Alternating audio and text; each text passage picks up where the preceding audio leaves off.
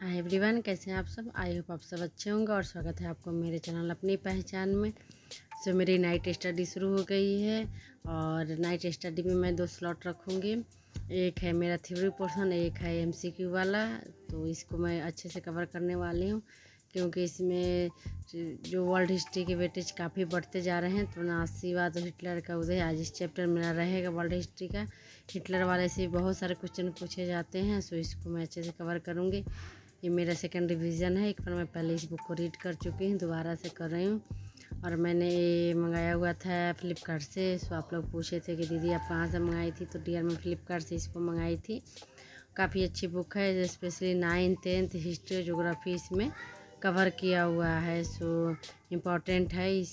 और आप सभी को पता होगा कि पेपर इस बार टफ होने वाला है, तो उसके अकॉर्डिंग अपनी अब तैयारी भी करनी पड़ेगी। यहाँ मैं एक एक होता है ना कि चीज़ को अच्छे से कवर करना, फिर उसको समझना, फिर उसके एमसीक्यू लगाना काफ़ी इम्पोर्टेंट होता है और टाइम भी लगता है। इसको मैं बहुत संभव प्रयास करूँ कि इसको करूँ। उसके बाद मैं इसमें इसी बुक में एक ज्योग्राफी का भी करूँगी, वो भी काफ़ी इम्पोर्टेंट चैप्टर है। उसको मैं करूँगी। उस चैप्टर का नाम होगा मृदा, मिट्टी वाला है। मृदा चैप्टर मैं कवर करूँगी इसको। ये मिट्टी हमारे देश कितनी प्रकार की मिट्टियाँ पाई जाती है, कौन सी मिट्टी कहाँ पाई जाती है। इसको मैं कवर करूँगी। दूसरे स्लॉट में इसको रखूँगी। पहले स्लॉट में मैं वर्ल्ड हिस्ट्री, दूसरे में मृदा वाला और तीसरा जो हो गया ये घटना चक्र वाली बुक है, इसको रखूँगी क्योंकि इसमें से मैं एमसीक्यू लगाऊँगी। जब मैं यहाँ पे पढ़ लेती हूँ तो मैं भरसक प्रयास करती हूँ कि एमसीक्यू लगाऊँ। और यहाँ 10:30 के करीब होने वाले हैं, तो मेरी फर्स्ट स्लॉट शुरू हो गई है। और फर्स्ट स्लॉट में मैं वहीं जो आप सबको बताई थी कि वहीं रखूँगी। मेरी जो हिटलर वाली है वो वाली चैप्टर है मेरी, तो उसको मैं भरसक कोशिश कर रही हूँ करने का। और यहाँ बच्चे भी मेरे एक सोए ही है, एक जगह है, तो उसको भी देखना होता है। बच्चों को साथ में रख के पढ़ना थोड़ा सा डिफ़िकल्ट होता है, लेकिन एक होता है कि आप हाउस वाइफ है, मॉम है, तो सारी रिस्पॉन्सिबिलिटी आपके ऊपर ही रहती है। उसको भी देखना ज़रूरी होता है। बच्चे के ऊपर भी ध्यान होना ज़रूरी होता है क्योंकि जब बच्चे अच्छे नहीं रहेंगे तो पढ़ाई करके क्या फ़ायदा होगा। इसलिए मैं अपने बेटे को भी देख रही हूँ। वह मेरे बिना नहीं सो पाता है। कर रहे मम्मी अब सुला दो, तो लेकिन मैं उसको बोलूँगी थोड़ी देर में मैं सुला दूँगी, लेकिन उसको जब तक मैं उसके थपकी नहीं लगाती, सोता है तो उसका पीठ थपथपाना होता है तभी वो सोता है। इसीलिए वो सो नहीं रहा है। अभी आप लोग से मिलेगा, वो इधर उधर घूम रहा है। फर्स्ट लॉट में जो मेरा है उसको मैं प्रयास कर रही हूँ कि अच्छे से करूँ और एक एक लाइन को कवर करूँ। देखिए आ गया, ये मटक रहा है इधर से उधर।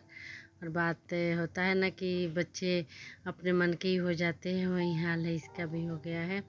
एक एक टॉपिक के मैं इसमें देख रही हूँ और इसमें बहुत इम्पोर्टेंट है। वाइमार गणराज्य का दिया हुआ है, प्रथम विश्व युद्ध भी दिया हुआ है। थोड़ी थोड़ी जो इम्पोर्टेंट्स जो नोट्स टाइप के क्वेश्चन है इसमें दिया हुआ है। वहीं करने वाली हूँ। और लग रहा है कि अब देखिए कैसे जुलाई या अगस्त में आ जाए वैकेंसी, भरोसा भी नहीं है, लेकिन कर भी नहीं सकते हैं। इसलिए अब पढ़ाई तो तेज़ करनी होगी। आज मेरी लेट नाइट स्टडी है। आज मैं मॉर्निंग में थोड़ा लेट से जगूंगी क्योंकि बच्चों की छुट्टी है, तो थोड़ा सा नींद हो जाएगी।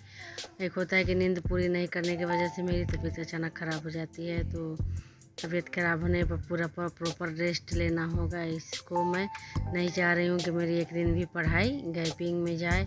और तो मैं उसके बाद फटाफट से इस चैप्टर करने के बाद मैं सीधे मृदा वाला पे आई। मृदा भी इम्पोर्टेंट था मेरे लिए, उसके से भी क्वेश्चन बने थे। मैं जब टेस्ट लगाई थी उसमें मृदा से क्वेश्चन मेरा था, तो मैं सोची कि नहीं मृदा वाला चैप्टर को कर लेती हूँ। और जो मैं एनालिसिस की थी, जो बुक से मैं टेस्ट वगैरह देती हूँ उससे मैं उसका भी मैं एनालिसिस की थी, व्याख्या देखी थी, तो उसमें भी मृदा के बारे में अच्छा से दिया हुआ था। तो सोची कि वहाँ भी कवर हो जाएगा, यहाँ भी हो जाएगा, तो उस पर मेरी जो कमांड होगी वो अच्छे से हो जाएगी। इसीलिए मैं पहले इस चैप्टर को करने के लिए बैठ गई कि इससे जो भी क्वेश्चन बने उसको करना बहुत ज़रूरी है।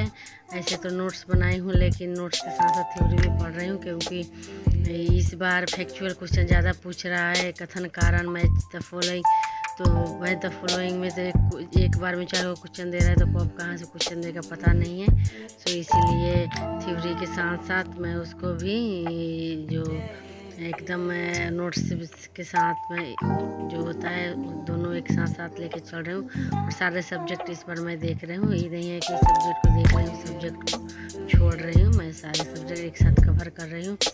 और आप लोग पूछते हैं कि दीदी आप कहाँ से कौन सा बुक पढ़ती हैं एसएसटी के लिए, इकोनॉमिक्स से ज्योग्राफी हिस्ट्री कहाँ से पढ़ते? देखिए डियर, पढ़ना आप ही को है, पढ़ना मुझे ही है। जो भी हम नोट्स बनाए हैं उससे प्रिपेयर करिए, घटना चक्र बुक से एमसीक्यू लगाइए। मैं जो मेरा है खुद का मैं उसको लगाती हूँ, थ्योरी एनसीईआरटी पढ़ती हूँ, यही मैं करती हूँ, दूसरा कोई मेरे पास सोर्स नहीं है। हाँ बैच ली हूँ, बैच से भी मुझे काफ़ी हेल्प होती है। तो बैच से भी जितने भी मुझे नोट्स मिले हैं पीडीएफ मिले उससे मैं प्रैक्टिस भी करती हूँ, क्वेश्चन भी मिला है। देखिए 11:30 होने वाला है, दूसरी स्लॉट मेरी शुरू हो गई है। तो यहाँ 11:30 से दूसरी स्लॉट 12:30 बजे तक करूँगी, क्योंकि 2-2:30 बजे तक होता है कि दूसरे वाले भी डिस्टर्ब होते हैं, तो इसलिए मैं 1 बजे तक का स्लॉट रखी हूँ 3 घंटे का। तो 3 घंटे के स्लॉट में मैं 2 ही सब्जेक्ट को कवर करूँगी। अब मैं शुरू से इसको ही बुक में ऑलरेडी पूरी कंप्लीट कर चुकी हूँ जी, एकदम होता है ना कि 0 से लेके लास्ट तक मैं पूरी कर चुकी हूँ। फिर करूँगी प्राचीन भारत का इतिहास, इसको मैं आज से फिर से होता है ना रीस्टार्ट कर रही हूँ, ताकि इससे भी जितने क्वेश्चन हो वो सारे बन जाए और उसमें मेरे एक भी क्वेश्चन न छूटे। और कल जब मैं टेस्ट दी थी हिस्ट्री का तो उसमें मुझे कम मार्क्स आए थे, तो मन दुखी हो गया था कि अब कैसे तैयारी करूँ क्या करूँ क्या जाऊँ। तो इसीलिए मैं अपने आप को एक वादा किया है कि मैं अच्छे से इसको करूँगी और अच्छे से कंप्लीट करके मैं इस बार एक सीट अपने लिए सुनिश्चित करूँगी। मैं हार नहीं मानूँगी, हर संभव प्रयास होगा मेरा, जी जान से तैयारी करना है और एक सीट अपने लिए रखना है, क्योंकि मेरा लास्ट चांस है। उसके बाद वैकेंसी कभी जल्दी आएगी या नहीं आएगी। वैसे तो यूपी टेट का सुन रहा है आदमी कि आएगा, लेकिन मेरी यूपी टेट के लिए यूपी टेट के पेपर मैं नहीं दी हूँ। सीटेट तो क्लियर है मेरा, लेकिन यूपी टेट का मैं नहीं दे पाई हूँ। और बीएड है तो बीएड तो 1 to 5 में एलिजिबल नहीं होता है, इसीलिए मैं यूपी टेट का फॉर्म भी नहीं भर पाऊँगी। अगर 6 to 8 की निकलेगी तो मैं उसमें डालूँगी, लेकिन फ़िलहाल तो अब पता नहीं कहाँ कितनी वैकेंसी आएगी। तो अभी जो है सो सामने है, उसकी तैयारी जी जान से करना है। आगे क्या होगा उसके बारे में सोचने से अच्छा है कि जो अभी मेरा भविष्य है उस पर मैं वर्क करूँ और उसको सुधार करूँ।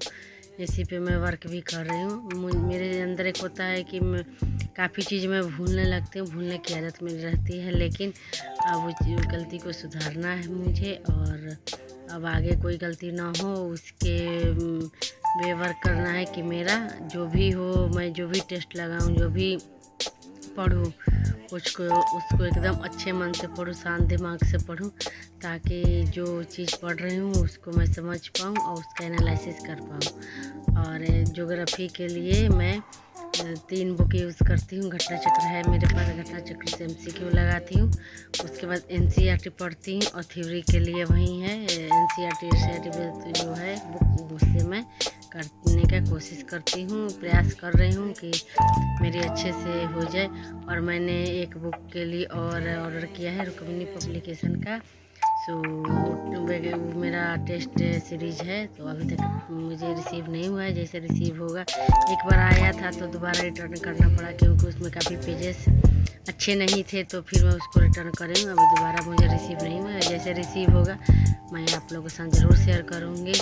और स्लॉट बाई स्लॉट पढ़ना मुझे अच्छा लगता है, क्योंकि मेरे बच्चे हैं, परिवार है, सबको देखना होता है। अकेले नहीं है कि हाँ अकेले अपना 4 घंटे पढ़ लिए, सो नहीं है। छोटा सा स्टडी ब्लॉग्स होता है, ज़रूर सारा प्यार दीजिएगा और सपोर्ट करिएगा। Thanks for watching.